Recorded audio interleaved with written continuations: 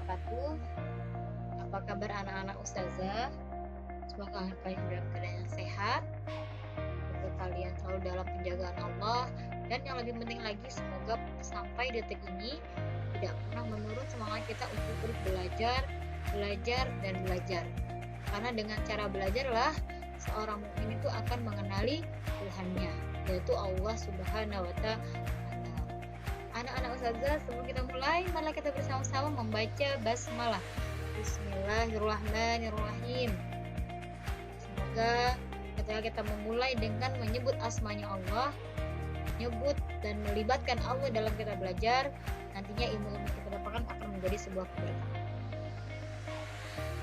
Kita pada kesempatan kali ini akan membahas 5 item penting di dalam bab 2 tentang kedudukan dan fungsi Undang-Undang Dasar Negara Republik Indonesia tahun 1945 dalam sistem hukum nasional. Yang pertama adalah tentang pembukaan, yang kedua kedudukan, yang ketiga sistematika, yang keempat adalah sifat, dan yang kelima adalah fungsi. Nah, kita langsung saja. Pembukaan Undang-Undang Dasar Negara Republik Indonesia tahun 1945 ini membahas 2 hal. Yang pertama adalah kedudukan pembukaan Undang-Undang Dasar, yang kedua adalah pembukaan Undang-Undang Dasar memuat pokok kaidah negara yang fundamental. Ya, jadi ada 2 bahan yang kita bahas di poin pertama. Kita masuk ke poin A dulu. Kedudukan pembukaan Undang-Undang Dasar. Ini lanjutan dari pembukaan Undang-Undang Dasar tadi ya. Ada 2 poin yang dibahas. Yang pertama kedudukan pembukaan Undang-Undang Dasar. Kedudukan pembukaan ini erat hubungannya dengan tertib hukum Indonesia, ya, di mana dikatakan bahwa pembukaan sebuah konstitusi bukan sebuah rumusan pasal-pasal hukum tata negara saja, tetapi merupakan sebuah norma-norma dasar yang memperkuat daya ikat pasal-pasal dalam konstitusi. Nah, di tertib hukum Indonesia memuat 4 syarat yang wajib dimiliki. Yang pertama adalah subjek. Siapa subjeknya? Pemerintah. Yang kedua, asas kerohanian. Apa yang dimaksud dengan asas kerohanian? Sila pertama di Pancasila. Yang ketiga adalah kesatuan daerah. Apa yang dimaksud dengan kesatuan daerah? Diberlakukannya peraturan hukum, yaitu seluruh tumpah darah Indonesia atau orang-orang warga negara yang ada di Indonesia. Yang terakhir adalah kesatuan waktu. Apa yang dimaksud dengan kesatuan waktu? Kesatuan waktu yaitu diberlakukannya peraturan hukum yang disusunlah kemerdekaan bangsa Indonesia dalam bentuk negara. Jadi untuk mencapai tertib hukum Indonesia, 4 hal ini wajib dimiliki. Selanjutnya adalah B. Pembukaan Undang-Undang Dasar Negara Republik Indonesia tahun 1945 memuat pokok kaidah negara yang fundamental. Apa yang fundamental? Maksudnya adalah yang mendasar. Yang pertama, dasar tujuan negara. Ingat di pembelajaran sebelumnya tentang makna alinea. Alinea yang keempat membahas tentang tujuan negara. Tujuan negara yang dibangun ada 2. Tujuan negara secara khusus dan tujuan negara secara umum. Yang kedua adalah dalam pembentukan undang-undang dasar itu melibatkan pembukaan ya. Jadi dalam pembukaan undang-undang dasar itu ada hal yang penting untuk membentuk yang namanya undang-undang dasar. Yang ketiga adalah asas kerohanian negara. Kembali lagi, asas kerohanian negara itu berada di pasal di sila pertama Pancasila. Dan itu termuat dalam alinea ya, pembukaan Undang-Undang Dasar alinea keempat. Tadi poin pertama yang kita bahas tentang pembukaan Undang-Undang Dasar. Yang kedua adalah kedudukan Undang-Undang Dasar. Kedudukan Undang-Undang Dasar ini ya berada di mana posisinya? Dia berada di posisi tertinggi. Kenapa dia berada di posisi tertinggi? Karena ternyata Undang-Undang Dasar itu adalah sumber dari segala sumber yang ada di Indonesia.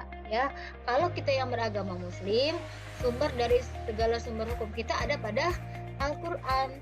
Ya, pegangan kita adalah Al-Quran. Tapi dalam sistem kenegaraan di Indonesia, hukum tertinggi ada pada Undang-Undang Dasar. Tapi kita yang Muslim, hukum tertinggi itu adalah hukumnya Allah. Itu ada di dalam Al-Quran.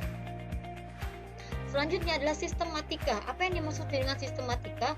Sistematika ini bisa juga dikatakan tentang penggolongan ya, tentang penggolongan. Nah, yang pertama adalah sistematika yang pertama dalam Undang-Undang Dasar, yaitu adanya pembukaan Undang-Undang Dasar dan di dalamnya ada 4 alinea. Alinea pertama tentang apa? Persatuan, alinea kedua tentang keadilan sosial, yang ketiga tentang kedaulatan rakyat, dan yang keempat adalah tentang ketuhanan dan kemanusiaan. Itu yang dimaksud dengan penggolongan. Selanjutnya adalah pasal-pasal. Ya, kalian boleh lihat di buku kalian halaman 39. Di situ ada beberapa perubahan pasal, dari awalnya berapa berubah jadi berapa, dari awal pasalnya berapa berubah jadi berapa. Itu ada di dalam buku kalian juga ya. Karena pasal-pasal ini banyak banget kalau kita mau membahas pasal. Tapi sudah kembalikan lagi bahwa sistematika Undang-Undang Dasar Negara kita itu hanya memuat 2 hal, pembukaan, setelah itu pasal-pasal. Selanjutnya adalah sifat Undang-Undang Dasar Negara Republik Indonesia. Yang pertama adalah tertulis. Jadi ada sebenarnya hukum itu yang tertulis, ada yang tidak tertulis, yang disebut dengan konvensional. Tapi kita tidak membahas yang sifatnya konvensional ya. Kita membahas tentang yang tertulis. Yang tertulis ya itu sudah dirumuskan dalam Undang-Undang Dasar Negara Republik Indonesia yang tercantum ya, dan menjadi sumber hukum yang mengikat seluruh warga negara Indonesia. Kita sebagai warga negara Indonesia berhak mendapatkan pendidikan. Maka tidak dibenarkan jika ada dalam sebuah lembaga itu tidak memperbolehkan sekolahnya bersekolah atau mendapatkan pendidikan, karena sudah diatur di dalam negara. Terus yang kedua adalah singkat ya. Maksudnya singkat adalah dalam aturan-aturan di negara hanya membahas pokok saja ya bagi penyelenggaraan negara itu sendiri. Terus yang kedua supel. Apa itu supel? Yang ketiga supel. Supel itu artinya disusun dengan isi yang dapat dikembangkan jika diperlukan. Jadi maksudnya ketika dalam kondisi dia tidak bisa untuk melindungi warga negara, maka dia boleh dirubah. Misal peraturan presiden dirubah berdasarkan maksudnya mengacu kepada pasal sebelumnya, aturan sebelumnya yang mungkin tidak bisa digunakan pada tahun ini, maka itu diperbolehkan untuk melakukan perubahan. Selanjutnya adalah rigid. Apa itu rigid? Yang dimaksud dengan rigid adalah rigid ini mengatakan bahwa hukum tertinggi dibanding peraturan lainnya, dan kalaupun ada perubahan itu tidak seenaknya ya, bahkan dikatakan melalui cara khusus untuk merubahnya. Jadi rigid itu dikatakan bahwa Undang-Undang Dasar itu berada di posisi tertinggi jika pun ada perubahan tetap melalui proses tertentu ya. Walaupun tadi dikatakan supel itu peraturannya bisa dikembangkan jika diperlukan. Selanjutnya adalah fungsi Undang-Undang Dasar Negara Republik Indonesia. Fungsinya yang pertama adalah hukum dasar. Hukum dasar ya, yang dimaksud dengan hukum dasar di sini adalah sumber hukum tertulis. Sumber hukum tertulis di mana ya harus dapat dipertanggungjawabkan sesuai dengan ketentuan Undang-Undang Dasar. Itu dimaksud dengan hukum dasar. Yang kedua adalah alat kontrol. Apa yang dimaksud dengan alat kontrol?